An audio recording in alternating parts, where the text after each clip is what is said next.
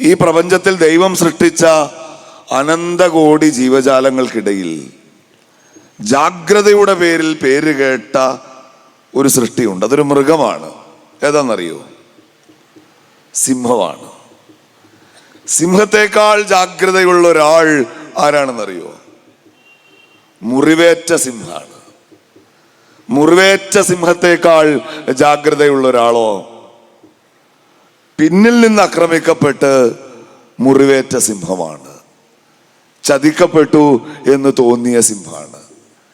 ആ മുറിവേറ്റ ജാഗ്രതയോളം വരില്ല ഈ ലോകത്ത് മറ്റൊന്നും. എനിക്കറിയാം, നിങ്ങള് നേരിയ അളവിലെങ്കിലും ഒന്ന് ചതിക്കപ്പെട്ടവരാണ്, ഒന്ന് മുറിവേറ്റവരാണ്. അത് നിങ്ങളുടെ ജാഗ്രത ഉണരാനാണെങ്കിൽ ഞാൻ നിങ്ങളോട് പറയുന്നു, പ്രിയപ്പെട്ടവരെ, അത് നിങ്ങൾക്കൊരനുഗ്രഹമാണ്. ഒരു ജനപ്രതിനിധിയുടെ ജനപ്രിയതയ്ക്ക് ഒരു മനുഷ്യരൂപം പൂണ്ടു നിൽക്കാൻ കഴിയുമെങ്കിൽ ആ ജനപ്രീതിയുടെ ആൾ രൂപമെന്ന് കേരളം അടയാളപ്പെടുത്തിയ, മങ്കടയുടെ മണ്ണും മനസ്സും കീഴടക്കിയ മഞ്ഞളാംകുഴി അലിയെ കേരളം ആവേശത്തോടെ കേൾക്കുന്ന ഭൂരിപക്ഷത്തോടെ ഒരു വട്ടം കൂടി നിയമസഭയിലേക്ക് അയക്കാൻ നിങ്ങൾക്കിതൊരു അവസരമാണ് എന്ന് മാത്രം നിങ്ങൾ കാണുക എന്നതാണ്. ഒരാൾ പാർട്ടി മാറുക, അയാളുടെ രാഷ്ട്രീയ നിലപാടുകൾ മാറുക, അങ്ങനെ ഒരാളെ ആയുസ്സിന്റെ അവസാനത്തെ നിമിഷം വരെ മറ്റാരെതിർത്താലും എതിർക്കാൻ എനിക്ക് അവകാശമില്ല. ഞാനിതുവരെ തെറ്റായി കാണുന്ന ആളെയല്ല. ഇനി എതിർത്തെങ്കിലും ഒന്ന് പറയാമെന്ന് വെച്ചാലോ, വേദിയിലിരിക്കുന്നത് മഞ്ചളാംകുഴി അലിയാവുമ്പോ രാഷ്ട്രീയ നിലപാട് മാറ്റി പറയാനുള്ള ഒരാളുടെ സ്വാതന്ത്ര്യത്തെ അവിടെ ഒരു നിലക്കും ചോദ്യം ചെയ്തും കൂടാ. കാരണം ഞങ്ങളൊക്കെ ഏതാണ്ട് ഒരേ കാലത്ത് ഒരിടത്തു നിന്ന് സഞ്ചാരം ആരംഭിച്ച് ഇവിടെ എത്തിയവരാണ്. അന്ന് ഞങ്ങൾ ഈ നടന്നു വരുന്ന വഴിയിലാണ് ആ കാലത്ത് ഈ പാർട്ടി വിട്ടുപോയ ഒരാളെ ഞങ്ങൾ വഴിയിൽ കാണുന്നത്. അതിലേക്ക് അലി സാഹിബിനേക്കാൾ കുറച്ചും കൂടി സീനിയറാണ് ഞാൻ. അപ്പൊ നമ്മളിങ്ങനെ അങ്ങോട്ട് പോവാണ്, അവിടുന്ന് ഇങ്ങോട്ട് വരികയാണ്. അപ്പൊ റഷ്യയിലെ ഒരു നായ ഇന്ത്യയിലേക്കും ഇന്ത്യയിലെ ഒരു നായ റഷ്യയിലേക്കും പോയൊരു കഥയുണ്ട്. ഇന്ത്യയിലെ ഈ പാവത്തിന് പട്ടിണിയാണ്, ദാരിദ്ര്യമാണ്, വലിയ ഭക്ഷണമൊന്നുമില്ല. എന്നാൽ മൂപ്പര് റഷ്യയിലേക്ക് പുറപ്പെടാം എന്ന് തീരുമാനിച്ചു. അങ്ങനെ കഷ്ടപ്പെട്ട് പ്രയാസപ്പെട്ട് ഓടിക്കിതച്ച് നടന്ന് ഈ നായ അങ്ങോട്ട് പുറപ്പെടുകയാണ്. ഒരു നായ്ക്കുട്ടി. ഇപ്പൊ റഷ്യ എന്നൊരു നായ ഇങ്ങോട്ട് വരികയാണ്. തടിച്ചു കൊഴുത്ത ഒരു നായ, തിന്നു മതിയാവാത്തൊരു നായ. ഇപ്പൊ ചോദിച്ചു, നീ എങ്ങോട്ടാണ്? ഞാൻ റഷ്യയിലേക്കാണ്. തിരിച്ചൊരു ചോദ്യം, നീ എങ്ങോട്ടാണ്? ഞാൻ ഇന്ത്യയിലേക്കാണ്. ഞാൻ പട്ടിണി കിടന്ന് മടന്നിട്ടാണ് റഷ്യയിലേക്ക് പോകുന്നത്.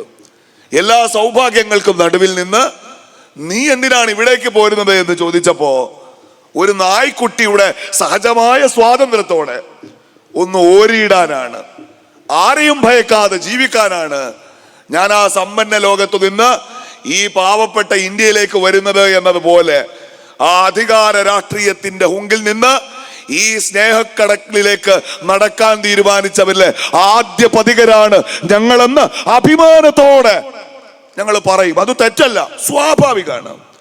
പക്ഷെ അതിന് പറയാൻ നിങ്ങൾക്കൊരു കാരണം വേണം. ആ കാരണം ഇന്നലെ വരെ നിങ്ങളെ നേതാവായി കൊണ്ടു നടന്ന ആളുകളെ ബോധ്യപ്പെടുത്താൻ നിങ്ങൾക്ക് കഴിയണം. പ്രിയപ്പെട്ട അലി സാഹിബ് ഒരു രാഷ്ട്രീയ നിലപാട് മാറ്റി പറയുമ്പോ അതിനൊരു കാരണം ഉണ്ടായിരുന്നു. എനിക്ക് ഇപ്പോഴും ഓർമ്മയുണ്ട്. നിങ്ങൾ എന്നെ ഈ ജില്ലക്ക് വെളിയിലുള്ള ആളാക്കി. എനിക്ക് ചെറിയ വിഷമം തോന്നാവേ ഇല്ല. പക്ഷെ ഞാൻ ഒന്നുറപ്പിച്ച് പറയാം, എന്റെ മുൻപിൽ ഇരിക്കുന്ന UDF ഓഡിയൻസിനേക്കാൾ ആ പേരിനോട് എനിക്ക് ഇഷ്ടമുണ്ട്, ഇമ്പുണ്ട്. എന്നെ ഒരു കാലത്തും നിരാശപ്പെടുത്താത്ത ഒരാള് അതാണ് അലി സാഹിബ്. 2001 നിയമസഭാ തെരഞ്ഞെടുപ്പ്, 96 മുതൽ 2001 വരെ സഖാവ് EK നയനാർ കേരളത്തിന്റെ മുഖ്യമന്ത്രി. ആ കാലഘട്ടത്തിൽ ഞാൻ പെരുമ്പാവൂരിലെ SFIയുടെ ഏരിയ സെക്രട്ടറിയാണ്. വോട്ടെടുപ്പ് നടന്നു 2001. പാർട്ടിയുടെ കണക്ക് വന്നു, 80 സീറ്റ് നമുക്ക്. നമ്മൾ ഭരണ തുടർച്ചയിലേക്ക് പോവാണ്. വോട്ട് ചെയ്തു, പെട്ടി പൊട്ടിച്ചു, എണ്ണി ഠമർ പഠാർ എന്ന മട്ടിലാണ്. 100 സീറ്റ് UDFന്, 40 സീറ്റ് മാത്രം LDFന്. അന്നാണ് വലിയ സങ്കടത്തിൽ അന്നത്തെ ഈ കുഞ്ഞു പ്രായത്തിലെ കമ്മ്യൂണിസ്റ്റുകാരന്റെ രാഷ്ട്രീയ ശ്രദ്ധയിലേക്ക് ആ പേര് വരുന്നത്. മലപ്പുറത്തൊന്നൊരു പേര്, അതുവരെ കേൾക്കാത്തൊരു പേര്. അയാൾ മലപ്പുറത്ത് വിജയിച്ചിരിക്കുന്നു. അന്ന് മഞ്ഞളാംകുടി ഒരു ഷോർട്ട് ഫോമാണ്, മാക് അലി എന്നാണ് പേര്. ഒരുപാട് സന്തോഷമായി, ഒരുപാട് ആവേശം തോന്നി. 2006 ആ വിജയം ആരംഭിച്ചു. അന്നും എനിക്ക് പെരുത്ത് സന്തോഷമായി. അന്നും ഞാൻ അവിടെ തന്നെയാണ്.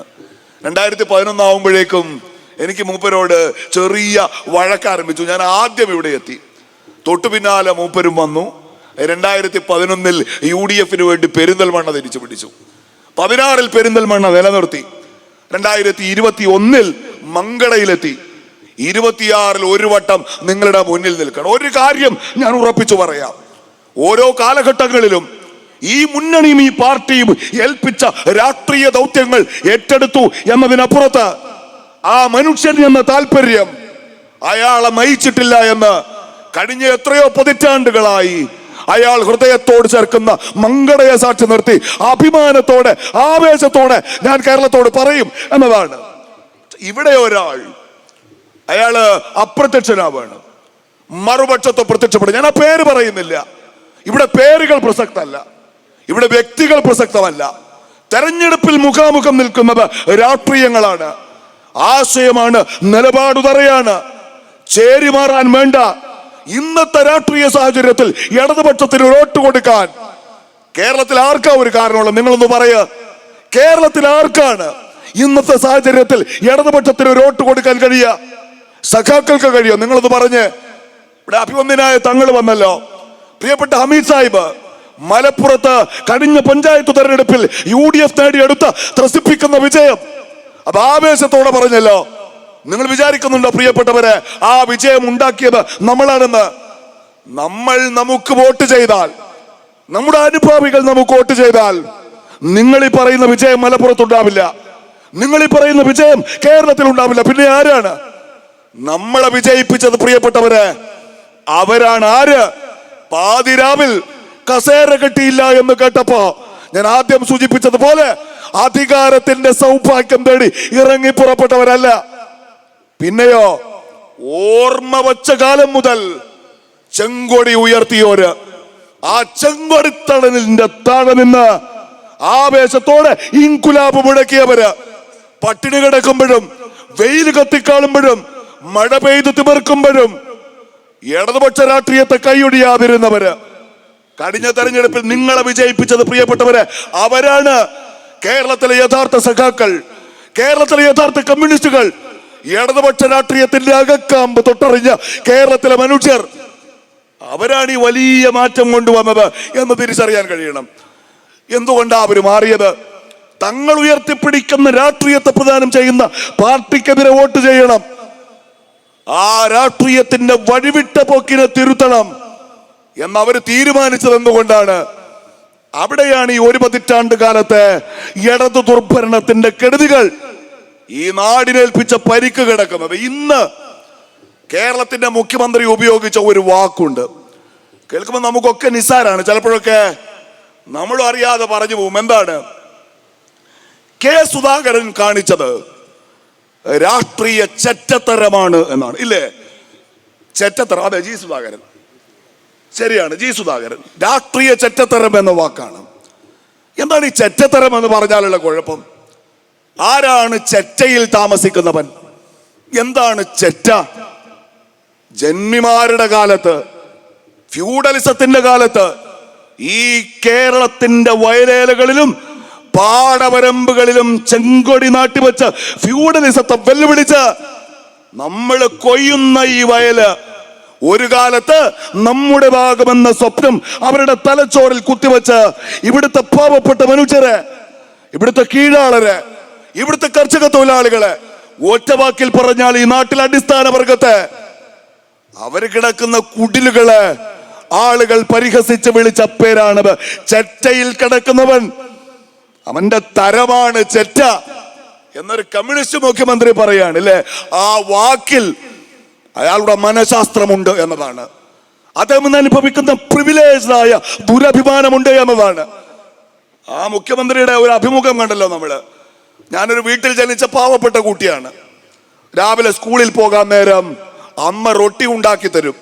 ചിലപ്പോഴൊക്കെ റൊട്ടി ഉണ്ടാവില്ല. മോഹൻലാലിന്റെ മുൻപിലിരുന്ന് കോടിക്കണക്കിന് രൂപ ചെലവാക്കി ഷൂട്ട് ചെയ്ത പോഡ്കാസ്റ്റിൽ ക്യാമറകൾക്ക് നടുവിലിരുന്ന് പിണറായി വിജയൻ അത് പറയുമ്പോ കേരളം കരയണം എന്നവർ ആഗ്രഹിക്കുകയാണ്. പക്ഷെ ഇദ്ദേഹം ആ പാവപ്പെട്ട മനുഷ്യർ താമസിക്കുന്ന വീടിന് ചെറ്റക്കുടിലെന്ന് വിളിക്കുന്ന, അവരെ ചെറ്റകളെന്ന് അപമാനിക്കുന്ന ആ ഫ്യൂഡലിസ്റ്റ് ബോധം ഇന്നും മനസ്സിൽ കൊണ്ട് നടക്കുന്ന ഒരാളാണ്.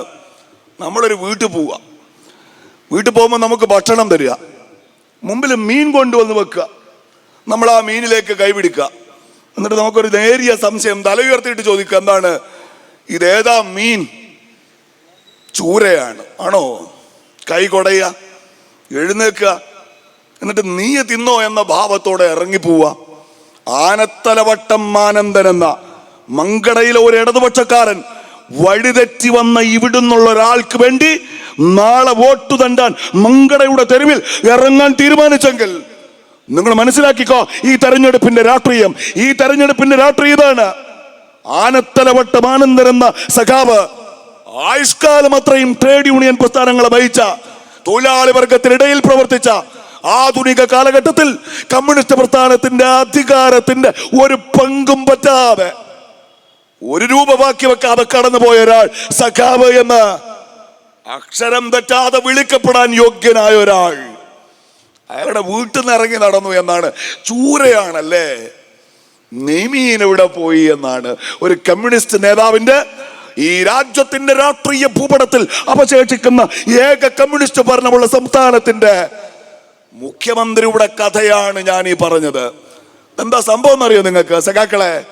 നിങ്ങളുടെ മുഖ്യമന്ത്രി സഖാവ് പിണറായി വിജയൻ വരുന്നിടത്തിപ്പോ രണ്ട് കൂട്ടരുണ്ട്. ഒന്ന് പൗരപ്രമുഖരാണ്. നിങ്ങൾ കണ്ടില്ലേ മുഖ്യമന്ത്രിയുടെ നവകേരള സദസ് ഇവിടെ മങ്കടയിൽ വന്നപ്പോ നിങ്ങൾ ഇവിടുത്തെ CPM-ന്റെ പാർട്ടി അംഗങ്ങളോട്, അവരുടെ ലോക്കൽ നേതാക്കളോട് ചോദിക്കുക, രണ്ട് ചടങ്ങ്. ഒന്ന് രാവിലെ പൗരപ്രമുഖരുടെ ചടങ്ങ് നടക്കും. അവിടെ നാട്ടിലെ പ്രമാണിമാർക്ക് വരാം, വ്യവസായികൾക്ക് വരാം, മുഖ്യമന്ത്രി അടുത്തിരുന്ന് കാണാം, കാരണഭൂതനെ തൊടാം, തൊഴുത് പ്രാർത്ഥിക്കാം, ഒരുമിച്ച് ഭക്ഷണം കഴിക്കാം, അല്ലേ? അത് രാവിലെയാണ്. വൈകിട്ടായാൽ വേദിയിലേക്ക് ഇങ്ങനെ കമ്മ്യൂണിസ്റ്റ് പാർട്ടിയുടെ പുതിയ കാലത്ത് ആൾ ദൈവം എഴുന്നള്ളി നിൽക്കും.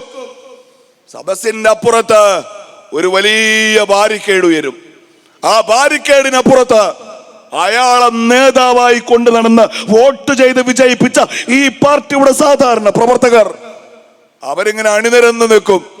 അവരുടെ കുപ്പായം മുതൽ അടിവസ്ത്രം വരെ പരിശോധിച്ച് കറുപ്പ് തുണിയില്ല എന്നുറപ്പാക്കി ഓരോരുത്തരെയായി കയറ്റിവിടും. ഇതാണ് പ്രിയപ്പെട്ടവരെ പുതിയ കാലത്ത് നിങ്ങളുടെ പാർട്ടി എന്ന് പറയുന്നത്. ഒരാൾ ദൈവത്തെ കണക്ക്, ചോദ്യം ചെയ്യപ്പെടാത്ത വിഗ്രഹത്തെ കണക്ക് പിണറായി വിജയൻ എന്ന ഈ പുതിയ കമ്മ്യൂണിസ്റ്റ് ആൾ ദൈവത്തെ നിങ്ങൾ ഒരു ഭാഗത്ത് കൊണ്ടു നടക്കണം. മറുഭാഗത്തോ നിങ്ങളുടെ ഒരു പതിറ്റാണ്ട് കാലത്തെ ഭരണത്തിന്റെ ബാക്കി പത്രം എന്താണ്? നിങ്ങളൊന്ന് പറയുക. ഇത് വിശദീകരിക്കേണ്ട ബാധ്യത ഇപ്പോ ഈ നിലപാട് മാറിയവർക്ക് കൂടി ഉണ്ട്. ഇന്നലെ വരെ പിടിച്ച കൊടി താഴെ വെച്ചിട്ട് നാളെ മുതൽ ഞാനൊരു പുതിയ രാഷ്ട്രീയം പറയുമെന്ന് ഇവിടെ ആര് പറഞ്ഞാലും നിങ്ങളുടെ പിറകിൽ നടന്നവരോട്, നിങ്ങൾ പുതിയതായി ചെന്നു ചേർന്ന ആ സംഘത്തോട് അതിന്റെ ന്യായം ബോധിപ്പിക്കേണ്ട ബാധ്യതയുണ്ട് നമുക്ക്, ഇല്ലേ? ഇന്നിപ്പോ ഗുരുവായൂരിൽ BJP-യുടെ സ്ഥാനാർത്ഥി, അയാൾക്കെതിരെ പോലീസ് കേസ് എടുത്തു. എന്തിനാ കേസ്? ഗുരുവായൂരിലെ തെരഞ്ഞെടുപ്പിൽ അയാൾ മതം പറഞ്ഞു. എന്ത് മതാ പറഞ്ഞത്? ഇത് ഗുരുവായൂരപ്പന്റെ മണ്ണാണ്, ഈ ഗുരുവായൂരപ്പന്റെ മണ്ണിൽ ജയിക്കേണ്ടത് ഒരു ഹിന്ദുവാണ്. പക്ഷെ ഇവിടെ ജയിച്ചവരുടെ പേര് നോക്ക്, കേൾക്കണം കേട്ടോ, കേൾക്കണം നിങ്ങള്. ഈ കഴിഞ്ഞ തെരഞ്ഞെടുപ്പുകളിൽ ഇവിടെ വിജയിച്ചു പോയവരുടെ പേര് നോക്ക്, അവരൊക്കെ മുസ്ലിംകളാണ്, ഇല്ലേ? ആരാ പറഞ്ഞത്? ഗോപാലകൃഷ്ണൻ. ആരാ കേസെടുത്തത്? പിണറായി വിജയൻ. നിങ്ങള് ഈ ഒരൊറ്റ വാക്ക് അവരുടെ പേര് വായിച്ചു നോക്ക്. നിങ്ങൾ വേറെ ഇതെവിടെയെങ്കിലും കേട്ടിട്ടുണ്ടോ? ഒന്ന് റിവൈൻഡ് അടിക്കുക നിങ്ങളുടെ ഓർമ്മ. കേട്ടോ? പഞ്ചായത്ത് തെരഞ്ഞെടുപ്പ് കഴിഞ്ഞപ്പോ നിങ്ങൾ കേട്ടു. എവിടുത്തെ പേര് വായിക്കാനാ പറഞ്ഞേ? മലപ്പുറത്തെ പേര് വായിക്ക്, കാസർഗോട്ടെ പേര് വായിക്ക്. ആരാ പറഞ്ഞത്? ഇന്നിപ്പോ ചാനലുകൾ മുഴുവൻ ചർച്ചയ്ക്ക് വിളിക്കാണ്. എല്ലാവരും ചർച്ചയ്ക്ക് വെക്കുന്നത് അതിന്റെ തലക്കെട്ട് ഗോപാലകൃഷ്ണൻ കേരളത്തിന്റെ തൊഗാഡിയോ എന്നാണ്. സംശയം എന്താ? അയാൾ പറഞ്ഞത് തൊഗാഡിയയുടെ വർഗീയ വിരുദ്ധ രാഷ്ട്രീയമാണ്. പിന്നെ ഗുരുവായൂരിന്റെ മണ്ണിൽ വിജയിച്ചു വന്ന കഴിഞ്ഞ കാലങ്ങളിലെ MLA-മാരുടെ പേര് വായിക്ക. ഇനി അവരെ വിജയിപ്പിക്കരുത്. ഗുരുവായൂരപ്പന്റെ ഭക്തരായ എന്നെ വിജയിപ്പിക്കണമെന്ന് ഗോപാലകൃഷ്ണൻ പറഞ്ഞാൽ അരനാഴിക നേരം കാത്തു നിൽക്കാതെ സഖാവ് പിണറായി വിജയൻ നിങ്ങൾ കേസെടുക്കണം. പക്ഷേ മലപ്പുറത്തെ, കാസർഗോട്ടെ വിജയിച്ചു വന്നവരുടെ പേര് വായിക്കുന്ന ഒരു ഉളുപ്പുമില്ലാതെ ഈ കേരളത്തോട് പറഞ്ഞ സജി ചെറിയാനെ മടിയിലിരുത്തിയിട്ട് നിങ്ങൾ ഈ കേസെടുക്കുമ്പോ ആദ്യം കേസെടുക്കേണ്ടത് സ്വന്തം മന്ത്രിസഭയിലെ അംഗത്തിനെതിരെയാണ് എന്ന ബോധ്യം നിങ്ങൾക്കുണ്ടാവണം എന്നതാണ്. പച്ചയ്ക്ക് വർഗീയത പറയുന്ന, സംഘപരിവാർ രാഷ്ട്രീയത്തിനും വിട്ടുപണി ചെയ്യുന്ന ഇടതുപക്ഷത്തേക്കാണ് നിങ്ങൾ പോയത്. അതാണ് ഇവിടുത്തെ പ്രശ്നം. ആ പരാമർശങ്ങൾ മിനിഞ്ഞാന്ന് വരെ നിങ്ങൾ കൂടി എതിർത്ത ആ പരാമർശങ്ങൾ, അതിന് നിങ്ങൾ എന്തിനാ അടിയറ വെച്ചത്? അധികാരത്തിന്റെ അപ്പക്കഷണത്തിന് വേണ്ടി തീർന്നില്ല. ഇനി എന്താ പറയാൻ പോകുന്നത്? ഇനി പറയാൻ പോകുന്നത് പിണറായി 3 എന്നാണ്.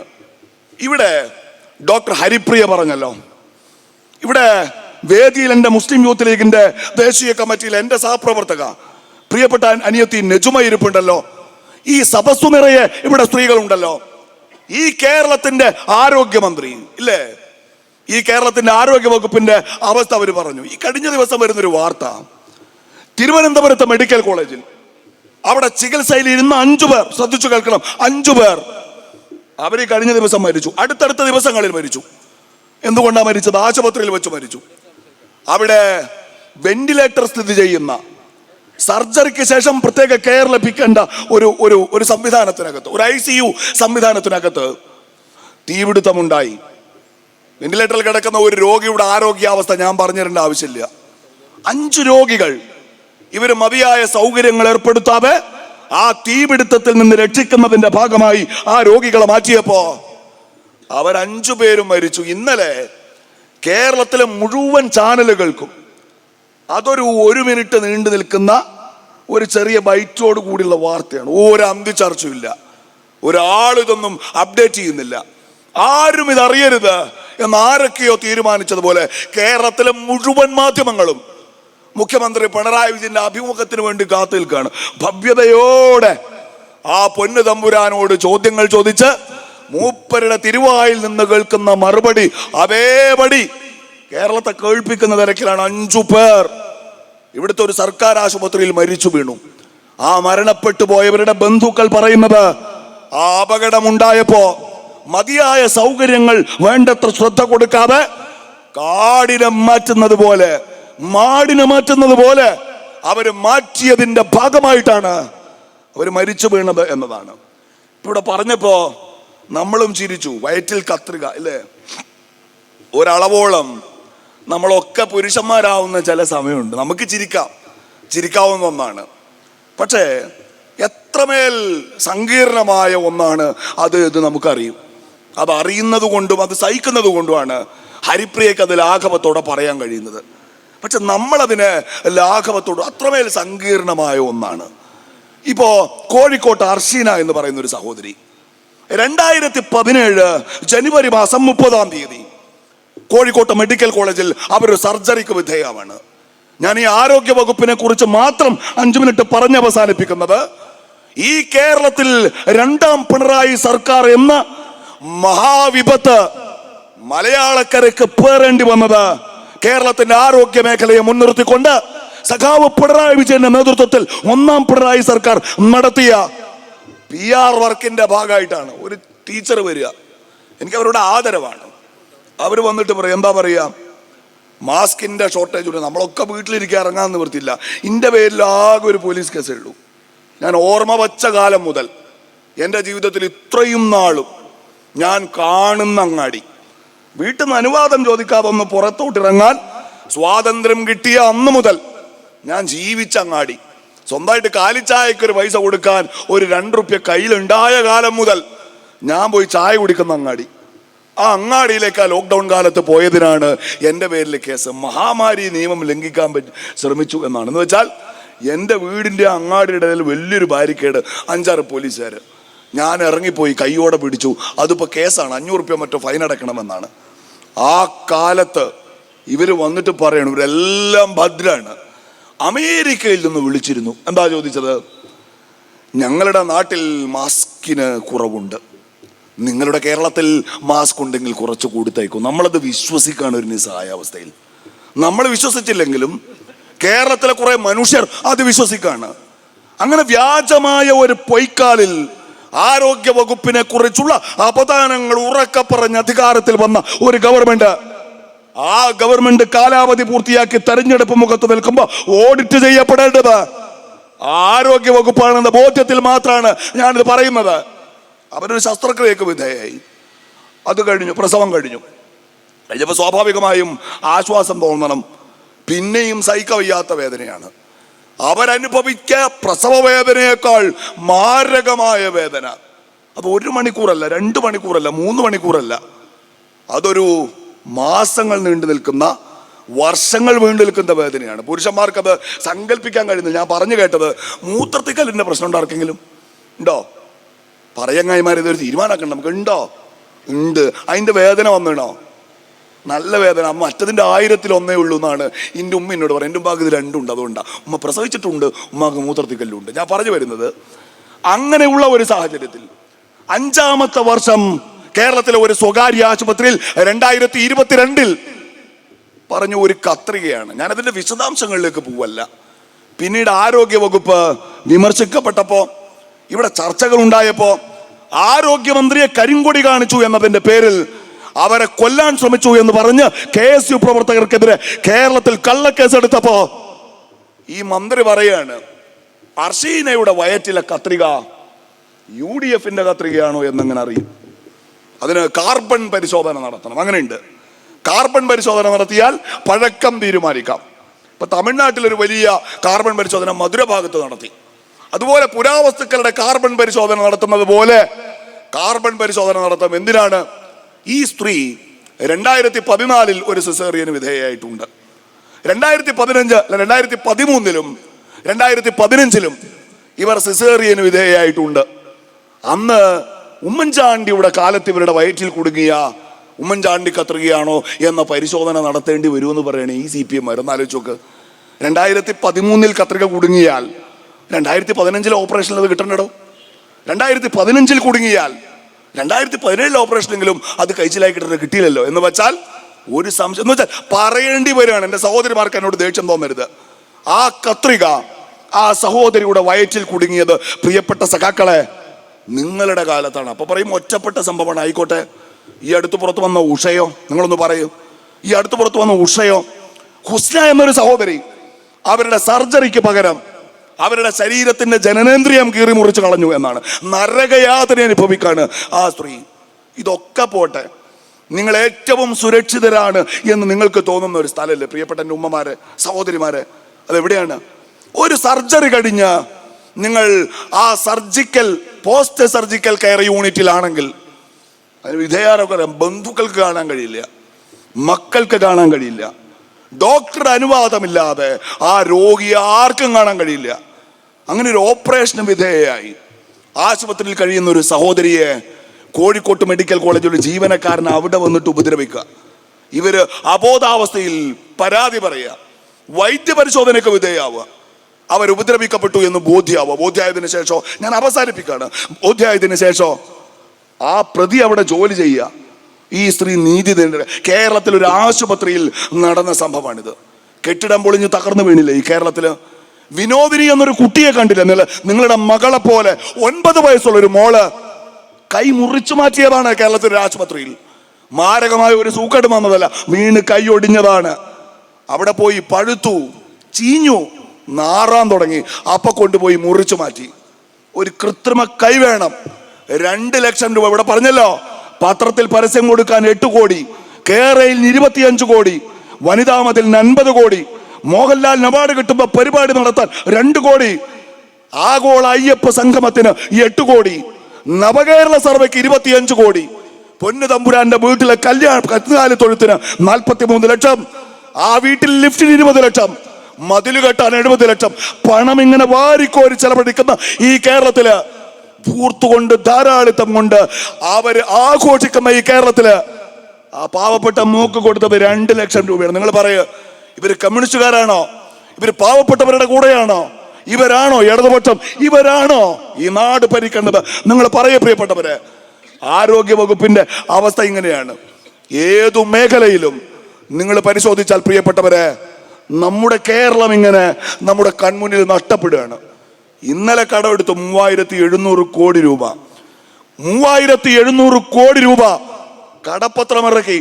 റിസർവ് ബാങ്കിൽ 24-ാം തീയതി ലേലം നടക്കും. ആ ലേലം നടക്കുമ്പോ ഗവൺമെന്റിന് 3700 കോടി തരും. നിങ്ങൾക്ക് കുറച്ച് പെൻഷനും തരും. അതെടുക്കുന്നതോടെ 49,257 കോടി രൂപ ഈ സാമ്പത്തിക വർഷത്തിലെ കേരളത്തിന്റെ കടം. ഇപ്പൊ കേരളത്തിന്റെ ആകെ കടം 5.5 ലക്ഷം കോടി രൂപ. പുറത്തു കൊടുത്തു തീർക്കാനുള്ള കുടിശ്ശിക 2 ലക്ഷം കോടി രൂപ. ആകെ കടം 7.5 ലക്ഷം കോടി രൂപ. 10 വർഷം മുൻപ് പ്രിയപ്പെട്ട ഉമ്മൻചാണ്ടി, നിങ്ങളുടെ പ്രിയപ്പെട്ട അലി സാഹിബ് മന്ത്രിയായിരുന്ന ആ മന്ത്രിസഭ അധികാരം വിട്ടൊഴിയുമ്പോഴോ കേരളത്തിന്റെ ആകെ കടം 1,65,000 കോടി രൂപ. EMS, പട്ടംനാട് Pillai, R Shankar, AK Antony, K Karunakaran, EK Nayanar, CH Muhammad Koya, Oommen Chandy, VS Achuthanandan, പിന്നെയും ഉമ്മൻചാണ്ടി, പിന്നെയും ഈ പറയുന്ന പിണറായി വിജയൻ. അങ്ങനെ ആ കാലം അത്രയും 6 പതിറ്റാണ്ട് കൊണ്ട് കേരളം വാങ്ങി കൂട്ടിയ കടമായിരുന്നു അത്. ഈ പറയുന്ന 2011 1,65,000 കോടി രൂപ. അതെവിടെ എത്തി? 10 കൊല്ലം കൊണ്ട് 6 ലക്ഷം കോടിയിലെത്തി. കിഫ്ബി 1 ലക്ഷം കോടി രൂപയാണ് അതിന്റെ കടം. Pension company 22,000.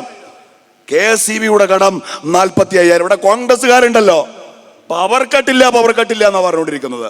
ഈ കേരളത്തിനൊരു വൈദ്യുതി വകുപ്പ് മന്ത്രി ഉണ്ടായിരുന്നു. ഈ മലപ്പുറം അതിന്റെ ഹൃദയത്തിൽ കൊണ്ട് നടന്ന കോൺഗ്രസ്സുകാരുടെ ആവേശമായിരുന്ന പ്രിയപ്പെട്ട കുഞ്ഞാക്ക, നമ്മുടെ ആര്യാടൻ മുഹമ്മദ്, കേരളത്തിന്റെ പിന്നെ വൈദ്യുതി വകുപ്പ് മന്ത്രി ആയിരുന്നല്ലോ. ഇവരുടെ മന്ത്രിസഭയില് ഇവരൊരു കരാറുണ്ടാക്കി. എന്താ കരാറ്? 2010 ഇവിടുന്ന് അങ്ങോട്ട് 25 വർഷത്തേക്ക് എന്ന് വെച്ചാൽ 2010 മുതൽ 2035 വരെ നിങ്ങൾ കേരളത്തിന് ആവശ്യമുള്ള കറണ്ട് എത്രയാണെങ്കിലും തരണം. വില ഇപ്പോഴേ ഫിക്സ് ചെയ്യാണ് 4 രൂപ 30 പൈസ യൂണിറ്റിന്. നിങ്ങൾക്ക് ലാഭവും നഷ്ടവും നമുക്ക് അറിയണ്ട. 2035 വരെ അത് കൂട്ടി ചോദിക്കരുത് എന്ന് കരാറുണ്ടാക്കി. അത് ഒപ്പിട്ടു. ആ മന്ത്രിസഭ താഴെ പോയി. ഇവര് വിജിലൻസ് അന്വേഷണം വെച്ചു, കേസെടുത്തു. ആര്യാടൻ മുഹമ്മദിനെ ജീവിതത്തിന്റെ അവസാന കാലത്ത് ജയിലിടാൻ ശ്രമിച്ചു. ആ കരാർ റദ്ദാക്കാൻ തീരുമാനിച്ചു. KSEBിയുടെ റെഗുലേറ്ററി കമ്മീഷൻ പറഞ്ഞു കൈവിട്ട് കളിക്കരുത്, ഇത് കേരളത്തിന് ഗുണമുള്ള കരാറാണ്, 2035 വരെയാണ്. അതുവരെ ഈ വിലക്ക് കറണ്ട് കിട്ടുമെങ്കിൽ കേരളത്തിന് ഇത് ലാഭമാണ്. കോടതിയിൽ പോയി ഗവൺമെന്റ്, വാദിച്ച് ജയിച്ച് ആ കരാർ റദ്ദാക്കി. പിന്നെ കറണ്ടിന് ഷോർട്ടേജ് വന്നു. ഇപ്പൊ നമ്മുടെ ഈ കത്തുന്ന കറണ്ട് ഇത് ഇവരാരും ഉൽപ്പാദിപ്പിക്കുന്നല്ല, കറണ്ടല്ല, വാങ്ങാണ് പുറത്തുനിന്ന്. 6 രൂപ 90 പൈസ മുതൽ 8 രൂപ വരെയാണ് ഇതിന്റെ വില. ഉമ്മൻചാണ്ടിയുടെ ആ അധികാരം വിട്ടൊടിഞ്ഞ ഏപ്രിൽ മാസത്തിലെ നിങ്ങളുടെ കറണ്ട് ബില്ല് നോക്ക്. എനിക്ക് ഉറപ്പുണ്ട് അത് 1000 കൂടുതൽ ഏറ്റവും വലിയ വീട്ടില്. എന്റെ വീട്ടിലൊക്കെ അന്ന് 200-300 രൂപ കറണ്ട് ബില്ലില്ലേ. ഈ മാസത്തെ കറണ്ട് ബില്ലൊന്നും എടുത്തു നോക്കിക്കോ. ഇയാൾ ഈ ഔദാര്യം വെച്ച് നീട്ടുന്ന 2000 രൂപ ഈ കേരളത്തിൽ മര്യാദക്ക് പട്ടിണി കിടക്കാൻ പോലും പര്യാപ്തമല്ല എന്ന് ബോധ്യമാകുന്ന ഒരു തെരഞ്ഞെടുപ്പാണ്. ഞാൻ അവസാനിപ്പിക്കാണ് പ്രിയപ്പെട്ടവരെ. ഞാൻ ആദ്യം പറഞ്ഞ ജാഗ്രത കൈവിടാതെ, എന്നാൽ നിലത്ത് ചവിട്ടാൻ അനുവദിക്കാതെ ഈ പടി കടന്നു വന്ന അയാളെ തോളിലേറ്റിക്കൊണ്ടുവന്ന അതേ ആവേശത്തോടെ ഈ തെരഞ്ഞെടുപ്പിനെ നേരിടണം. ഈ തെരഞ്ഞെടുപ്പിന് ഒരു പ്രത്യേകതയുണ്ട്. നമ്മളൊക്കെ കുട്ടിക്കാലത്ത് അനുഭവിച്ച വലിയൊരു സങ്കടമുണ്ട്, തീർത്താ തീരാത്തൊരു നിരാശ. അതെന്താ പറയുക, ആ സങ്കടം സഹിക്കാൻ കഴിയില്ല. കണ്ണ് നിറയും, മൂക്ക് തുടിക്കും, സഹിക്കാൻ പറ്റാത്തൊരു സങ്കടം. കുട്ടിക്കാലത്ത് നമ്മൾ മദ്രസ സ്കൂളൊക്കെ വിട്ടു വരിക, ഉമ്മ 2 പാർലേജി ബിസ്ക്കറ്റ് തരാം, 2 കിട്ടും. ആ 2 പാർലേജി ബിസ്ക്കറ്റുകൾ നമ്മൾ മുന്നിലിരിക്കുന്ന കട്ടൻ ചായയിലേക്ക് മുക്കുക. അപ്പോൾ ആ ഒരു 1/2 സെക്കൻഡ് നമ്മുടെ മനസ്സിലൂടെ പായുന്ന ചിന്തകളുണ്ട്. ഇപ്പൊ ബിസ്ക്കറ്റ് പൊങ്ങി വരും, നേർത്ത മട്ടിൽ കുതിർന്നിട്ടുണ്ടാവും. അത് വായിലേക്ക് വെക്കുമ്പോൾ മഞ്ഞലിയുന്നത് പോലെ വലിയും. ഇതൊക്കെ ചിന്തിച്ച് ആ അര സെക്കൻഡ് എങ്ങാനൊരിത്തിരി വൈകിയാൽ നമ്മളതിങ്ങോട്ട് പൊക്കിയെടുക്കുമ്പോൾ ആ ബിസ്ക്കറ്റിൻ്റെ പിടിച്ച തുമ്പ് മാത്രമേ കയ്യിലുണ്ടാവൂ. ബാക്കി ആ കട്ടൻ ചായയിൽ അലന്ന് വീണു. അന്ന് അനുഭവിച്ചൊരു സങ്കടമുണ്ട്, അന്ന് അനുഭവിച്ചൊരു നിരാശയുണ്ട്. ഇനി ഒന്നും കൂടി തരുമോന്ന് ഉമ്മാനോട്ടിട്ട് ചോദിക്കാനും വയ്യ. പിന്നെ ആകെ ഉള്ളത് 3, അത് പെങ്ങക്ക് കൊടുത്തു കഴിഞ്ഞു, അവളത് തിന്നു കഴിഞ്ഞു. വീട്ടിലിനി വേറെ ബിസ്ക്കറ്റ് ഇല്ല. എന്നാ പിന്നെ എല്ലാം കൂടി വിരലിട്ട് കട്ടൻ ചായയിലൊരു ഇളക്കലാണ്, എന്നിട്ടൊരു ഒറ്റ വലിച്ചുകൂടിയാണ് അല്ലേ. ഈ പാർലേജി ബിസ്ക്കറ്റിനെ കുറിച്ച് ഞാൻ പറഞ്ഞത് 1929 ബോംബെയിലെ വെർലിയിൽ ആരംഭിച്ച ആ പാർലേജി ബിസ്ക്കറ്റ് കമ്പനി 3 മാസം മുൻപ് പൂട്ടാൻ തീരുമാനിച്ചു എന്നാണ്. ഇനി ആ പാർലേജി ബിസ്ക്കറ്റും ഇല്ല. നമ്മളൊക്കെ അലന്നു പോയ പാർലേജിയെ കുറിച്ച് അനുഭവിച്ച തീക്ഷ്ണമായ ആ വേദന പ്രിയപ്പെട്ട എൻ്റെ 80കളിലെയും 70കളിലെയും 90കളിലെയും തലമുറയോട് ഞാൻ പറയാണ്, ഇനി ആ വേദന അനുഭവിക്കാൻ കേരളത്തിൽ ഒരു തലമുറ പിറക്കാനില്ല. അത് പൂട്ടി. ഒരു സങ്കടം ഉണ്ടായില്ലേ? എന്നാ ഇനി സന്തോഷമുള്ളൊരു വർത്താനം കൂടി പറയാം. പാർലേജി ബിസ്ക്കറ്റ് ഉൽപാദനം ആരംഭിച്ച ഏതാണ്ട് അതേ കാലത്താണ് നമ്മുടെ രാജ്യത്ത് കമ്മ്യൂണിസ്റ്റ് പാർട്ടിയും പ്രവർത്തനം ആരംഭിക്കുന്നത്. 1925കളിൽ എന്താണ് കൗല്? ഒരു കൗല്. കേരളത്തിൻ്റെ കാര്യത്തിൽ അവരുടെ ഒരു സ്ട്രോങ് കൗല് എന്ന് വെച്ചാൽ 1933 കണ്ണൂർ ജില്ലയിൽ തലശ്ശേരിക്കടുത്ത്, കണ്ണൂരിനടുത്ത് പിണറായിയിൽ പാറപ്പുറത്താണ് കമ്മ്യൂണിസ്റ്റ് പാർട്ടിയുടെ ആദ്യത്തെ പാർട്ടി ഘടകം രൂപീകരിക്കപ്പെട്ടത്. അന്നത്തെ ആ പാർട്ടി ഘടകത്തിൻ്റെ സെക്രട്ടറി സഖാവ് പി കൃഷ്ണപിള്ളയായിരുന്നു. അയാളെ കേരളം കോമ്രേഡ് ഓഫ് കോമ്രേഡ്സ് എന്ന് വിളിച്ചിരുന്നു, സഖാക്കളുടെ സഖാവ് എന്ന് വിളിച്ചിരുന്നു എന്നാണ്. ഇനി നിങ്ങൾക്ക് സന്തോഷം വരുന്ന ആ കാര്യം എന്താണെന്ന് ഞാൻ നിങ്ങളോട് പറയേണ്ട കാര്യമില്ല.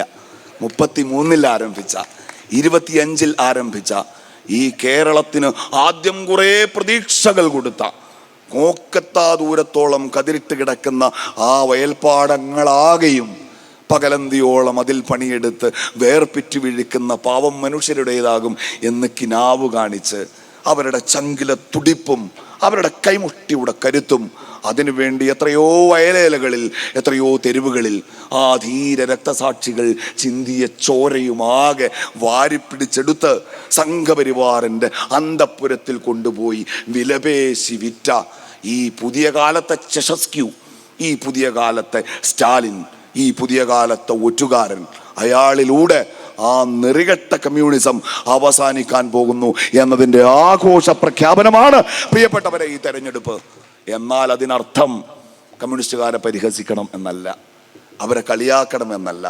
അവരുടെ പിന്നെ കൊടിയിലെ ചിത്രത്തിൽ കാണുന്ന ഏണസ്റ്റ് ചെഗുവേര എന്ന സഖാവിനെ പോലും നിങ്ങൾ ആദരിക്കണം. ചെഗുവേരയെ കുറിച്ചൊരു കവിതയുണ്ട്, അതിങ്ങനെയാണ്: നിന്റെ ചിത്രവും നിന്റെ പുസ്തകങ്ങളും ഒളിച്ചു വെക്കേണ്ടിയിരുന്ന കാലത്ത് സഖാവേ പണ്ടത്തേക്കാൾ തെളിഞ്ഞു നിന്നു നിന്റെ പൊരുൾ എന്നാണ്. നിന്റെ ചിത്രങ്ങളും നിന്റെ പുസ്തകങ്ങളിലും ഒളിച്ചു വെക്കേണ്ടിയിരുന്ന കാലത്ത് സഖാവേ പണ്ടത്തേക്കാൾ തെളിഞ്ഞു നിന്നു നിന്റെ പൊരുൾ. ഇപ്പോ ചത്ത പതാകകളിൽ നീ ചൂടൻ ബ്രാൻഡായി, ഉയിരില്ലാത്ത കൊടിമരങ്ങളിൽ നീ കഴിവേറ്റപ്പെട്ടു എന്നാണ്. ആ ചെഗുവേര എന്നത് എല്ലാ അധികാരങ്ങളും വിട്ടുപേക്ഷിച്ച് ക്യൂബയിലെ വിപ്ലവ ഭരണകൂടത്തിൻ്റെ മന്ത്രിസ്ഥാനം ഉപേക്ഷിച്ച് ബൊളീവിയൻ കാടുകളിലെ പാവപ്പെട്ട മനുഷ്യരിലേക്ക്, ഞാൻ ആദ്യം സൂചിപ്പിച്ച ചെറ്റക്കുടിലുകളിൽ താമസിക്കുന്ന ചെറ്റകളായ മനുഷ്യരുടെ ചെറ്റത്തരമില്ലാതാക്കാൻ ചുരുട്ടിപ്പിടിച്ച കൈമുഷ്ടികളുമായി ഇറങ്ങിത്തിരിച്ച ധീര വിപ്ലവകാരിയുടെ പേരാണ് സഖാവ് ഏണസ്റ്റ് ചെഗുവേര എന്നത്. ആ പതാകയിലെ ചെഗുവേര ഇപ്പോൾ അവരുടെ പതാകകളിൽ ചത്തിരിക്കുകയാണ്. പക്ഷേ ആ പതാകയിലെ ചെഗുവേര ഇപ്പോൾ പുഞ്ചിരിക്കുന്നുണ്ട്. അയാളിപ്പോൾ ഒരു കൊടി പിടിച്ച് നടക്കുന്നുണ്ട്. വർഗീയതക്കെതിരെ സന്ധി ചെയ്യാത്ത ഏത് വോട്ട് ബാങ്കിനെയും ഞങ്ങൾക്ക് ഭയമില്ല, ഒരു വർഗീയതയോടും സന്ധിയില്ല എന്ന് പ്രഖ്യാപിക്കുന്ന, പേര് വായിക്കട എന്ന് ആക്രോശിക്കുമ്പോൾ മലപ്പുറത്തെ ജില്ലാ പഞ്ചായത്തിൻ്റെ വൈസ് പ്രസിഡൻ്റാക്കാൻ 10 മുസ്ലിം പെണ്ണുങ്ങൾ ഉണ്ടായിട്ടും അവരോട് പുറകോട്ട് മാറി നിൽക്കുക എന്ന് കൽപ്പിച്ച് സ്മിജി എന്ന പെൺകുട്ടിയെ അരികത്ത് വിളിച്ചു നിർത്തിയിട്ട് ഇവളാണത് എന്ന് പ്രഖ്യാപിക്കുന്ന പാണക്കാട്ടെ തങ്ങളുടെ രാഷ്ട്രീയത്തിൻ്റെ പക്ഷത്ത്, UDFിൻ്റെ രാഷ്ട്രീയത്തിൻ്റെ പക്ഷത്ത് ഞാനും അലി സാഹിബും ഒക്കെ ആ ചെങ്കൊടി വലിച്ചെറിഞ്ഞിട്ട് ഇങ്ങനെ നെഞ്ചോട് ചേർത്ത് പിടിച്ച ഈ രാഷ്ട്രീയത്തിൻ്റെ പക്ഷത്ത് ധീര വിപ്ലവകാരി സഖാവ് ഏണസ്റ്റ് ചെഗുവേര കൈമുഷ്ടികൾ ചുരുട്ടി ആവേശത്തോടെ നിലയുറപ്പിച്ചിട്ടുണ്ട് എന്ന് മനസ്സിലാക്കുക. ഒരാൾ പോയാൽ അതൊരാൾ മാത്രമാണ്. കാരണം ഈ പേര് വായിച്ചത് പാണക്കാട്ട് തങ്ങളാണ്. മുസ്ലിം ലീഗിന്റെ പ്രവർത്തകരോട് ഞാൻ ഈ വേദിയിൽ സംസാരിച്ചുകൂടാ, കാരണം ഇത് UDFന്റെ വേദിയാണ്. പക്ഷേ പാണക്കാട്ട പൊന്നു തങ്ങൾ ഇറങ്ങിപ്പോയ ഈ വേദിയിൽ ലീഗുകാരോട് ഞാൻ ഒരൊറ്റ വാക്ക് പറയാണ്. പാണക്കാട്ട തങ്ങളുടെ വാക്ക് തോൽക്കുക എന്ന് വന്നാൽ നമ്മളിൽ അവസാനത്തെ ആളും മരിച്ചു എന്നാണ് അതിൻ്റെ അർത്ഥം. ഒറ്റുകാരെ വെച്ചുവാഴിക്കാത്ത പാരമ്പര്യം, തലകുനിക്കാത്ത അചഞ്ചലമായ അനുസരണ, പകരം കൊടുക്കേണ്ടത് പ്രാണനാണെങ്കിൽ ഇടനെഞ്ചിലെ പ്രാണൻ പറിച്ചു കൊടുത്തിട്ട് ഈ പച്ചപ്പതാക ഉയരക്കെട്ടുമെന്ന മുസ്ലിം ലീഗുകാരന്റെ കൂറ് അതിനൊരു പോറൽ പോലും ഏറ്റിട്ടില്ലെന്ന് കേരളത്തെ മങ്കട ബോധ്യപ്പെടുത്തേണ്ട തെരഞ്ഞെടുപ്പാണ് ഇത്. ജാഗ്രതയോടെ പ്രിയപ്പെട്ടവരെ നിങ്ങൾ മുന്നോട്ട് പോവുക. അവസാനിപ്പിക്കുന്നു അഭിവാദ്യങ്ങൾ. ജയ് UDF.